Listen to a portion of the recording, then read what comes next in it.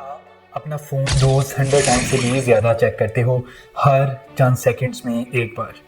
पर आप मैसेजेस नहीं देख रहे होते, आप डोपामाइन की हिट की तलाश में होते हो। एक माइक्रो हिट, एक छोटा सा स्पार्क, एक खामोश सा विस्पर, शायद कुछ अच्छा वेट कर रहा हो।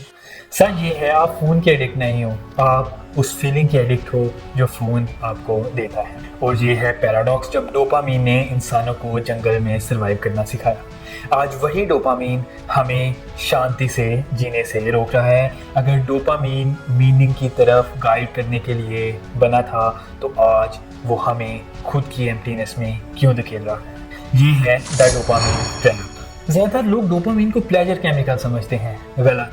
डोपामाइन प्लेजर नहीं, डिज़ायर। रिवार्ड से पहले की भूख, खाना मिलने से पहले का हंगर, क्लिक करने से पहले की क्यूरियोसिटी।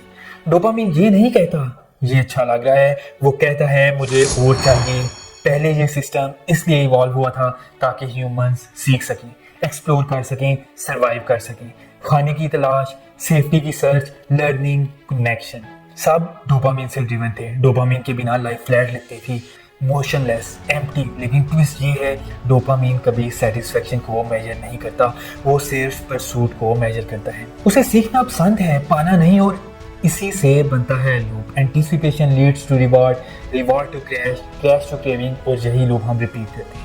इसी लूप ने सिविलाइजेशन बनाई, और आज यही लूप अटेंशन, पीस और मीनिंग को डिस्ट्रॉय कर रहा है, क्योंकि मॉडर्न वर्ल्ड ने डोपामाइन को एक्टिवेट नहीं किया है, वेपनाइज किया है। पहले डोपामाइन मिलता था जंगल में जाकर बेरीज ढूंढने से, ट्राइब्स के साथ बॉन्ड करने से, शेल्टर बनाने से, शेरों का मुकाबला करने से, शिकार करने से, प्रॉब्लम सॉल्व करने से। आज डोपामाइन के डायनामिक्स ही बदल गए हैं। तुम्हें डोपामाइन मिलता है नोटिफिकेशन से, एंडलेस स्क्रॉल से, ऑटो प्ले से, ऑनलाइन शॉपिंग से, एल्गोरिथमिक नोवेल्टी से, माइक्रो वैलिडेशन से। बायोलॉजी सेम है, इन्वायरमेंट बिल्कुल बदल गया है। इमेजिन करो, एक प्री हिस्टोरिक ब्रेन के हाथ में पूरी सिविलाइजेशन का स्टिमुलेशन लेवल थमा दिया जाए, वो भी एक छोटे से डिवाइस की स्क्रीन पर। इंसानी हिस्ट्री में किसी भी स्पीशीज में इतना इंस्टेंट रिवॉर्ड इतनी कम मेहनत से कभी नहीं देखा। अब सवाल ये है, अगर डोपामाइन मोटिवेट करने के लिए बना था, तो आज हमें थका हुआ, रेस्टलेस और अकेले क्यों छोड़ रहा है। हर बार जब आप रिफ्रेश करते हो, स्क्रॉल करते हो, स्वाइप करते हो, आप एक डिजिटल लेवर पुल कर रहे होते हो। कभी कुछ एक्साइटिंग मिलता है, कभी कुछ नहीं, कभी लाइक आता है, कभी silence. Your brain becomes addicted not to the reward but to the possibility of reward. Uncertainty he dopamine का सबसे पावरफुल ट्रिगर है। इसलिए टिकटॉक्स इन्फिनिट है, इंस्टाग्राम लाइक्स को हाइड करता है, नोटिफिकेशंस रैंडम इंटरवल्स पर आती हैं, ऑटो प्ले रुकने नहीं देता। हर खाली मोमेंट क्रेविंग बन जाता है, हर क्रेविंग एक क्लिक, हर क्लिक एक स्पाइक, स्पाइक आपका कंफर्ट बन जाता है, और वही कंफर्ट आपकी एक ड्रग बन जाती है। मॉडर्न वर्ल्ड अनलेस नोवेलिटी देता है, नए वीडियोस, नए फेसेस, नए मीम्स, नए जोक्स, नया आउटरीच, और ब्रेन अडेप्ट कर लेता है।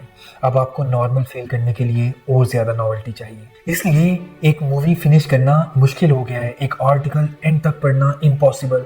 नॉर्मल स्पीड पे कंटेंट स्लो लगता है। थकन में भी स्टिमुलेशन चाहिए। आप रेस्टलेस इसलिए नहीं हो क्योंकि डिसिप्लिन नहीं, बल्कि आपके डोपामाइन रिसेप्टर्स बैठना ही भूल चुके हैं। उनको रेस्ट नहीं चाहिए, वो रेस्ट नहीं कर सकते। हम एवोल्यूशन के सबसे अजीब मोड पर आ गए हैं। हम प्लेजर में डूब रहे हैं, पर मीनिंग के लिए तरस रहे हैं। इंसानी हिस्ट्री में कभी ऐसा नहीं हुआ कि स्टिमुलेशन इतना ज़्यादा हो और फुलफिलमेंट इतनी कम, क्योंकि डोपामाइन हर सेकंड ट्रिगर होने के लिए नहीं बना है। वो बना था गाइड करने के लिए टुवर्ड्स थिंग दैट मैटर। अब वो गाइड करता है towards things that simply distract. ये मॉडर्न सिविलाइजेशन का सफरिंग का पैराडॉक्स है। आप ओवर स्टिमुलेटेड हो पर अंडर नरिश्ड हो। दिमाग भरा हुआ है पर सोल खाली, और इतना ज़्यादा डोपामाइन चेज करते हो उतना कम महसूस करते हो।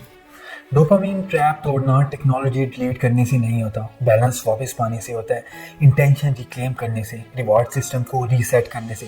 डोपामाइन फास्ट का मतलब एब्स्टिनेंस नहीं, अवेयरनेस है। आर्टिफिशियल स्टिमुलेशन से ब्रेक लेना, no scrolling, no auto play, no compulsive refreshing, no micro hits. Focus एक मसल है, डोपामाइन ओवरलोड उसे कमज़ोर करता है। सिंगल टास्किंग, एक वक्त में सिर्फ एक काम, फोकस को रीबिल्ड करता है। स्लो रीड करो, डीप काम करो, ध्यान से सुनो, प्रेजेंट रहो।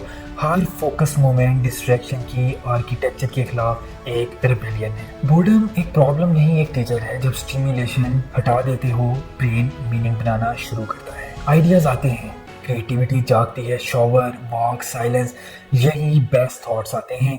बोर्डम एम्प्टीनेस नहीं, वो स्पेस है जहाँ माइंड अपनी आवाज सुनता है। प्लेजर पेन का अपोजिट नहीं, पेन का अपोजिट मीनिंग है। मीनिंग डोपामीन को डिस्ट्रैक्ट नहीं करता, अलाइन करता है। पर्पस वाले डोपामीन में क्रैश नहीं होते, वो नरिश करते हैं, वो सस्टेन करते हैं। मीनिंग एंटीडोट है, क्योंकि जो आदमी जानता है वो क्यों जी रहा है, उसे हैक नहीं किया जा सकता। ट्रैप डोपामीन नहीं था, ट्रैप ये था कि हम स्टिमुलेशन को फुलफिलमेंट समझने बैठे।